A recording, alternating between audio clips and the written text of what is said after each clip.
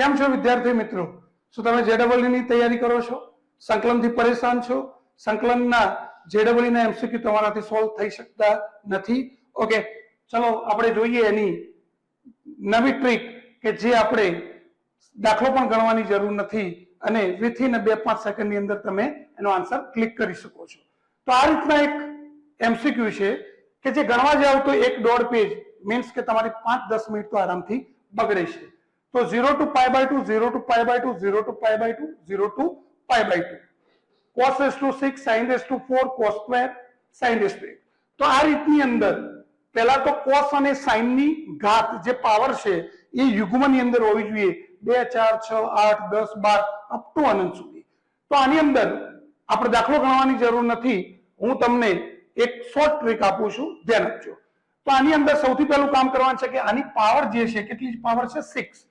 તો 6 થી 1 સુધીના જે અયુગ્મ અંક છે તો 6 થી 1 સુધીના અયુગ્મ અંક આવશે 5, 3 into 1 એ અંશમાં અંક લખવાના છે અને 6 થી 1 સુધીના જે યુગ્મ અંક છે એટલે કે 6, 4 અને 2 આ રીતે લખવાનું છે અને અહીંયા જે અપર લિમિટ છે એ અહીંયા મૂકવાની છે π/2.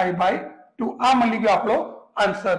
તો 3 2 6 તો અહીંયા વધશે 5 into π, 5 π, 2 into 4 into 2 into 2 32. તો સિમ્પલ આન્સર, ગણવાની જરૂર નથી. આની વાત કરીએ તો આની પાવર છે ઘાત છે 4. તો અંશની અંદર 4 થી 1 સુધીના અયુગ્મ અંક તો 3 અને 1. છેદની અંદર 4 થી 1 સુધીના યુગ્મ અંક 4 into 2 અને અહીંયા આવશે π/2. તો આનો આન્સર થશે 3π/4 into 2 into 2 16. એના પછી આની વાત કરીએ તો આની પાવર છે 2 છે. તો અંશની અંદર અયુગ્મ અંક 2 થી 1 સુધીના એટલે ખાલી 1 જ આવશે. છેદની અંદર 2 થી 1 સુધીના યુગ્મ અંક જે 2 આવશે ઇન્ટુ π/2.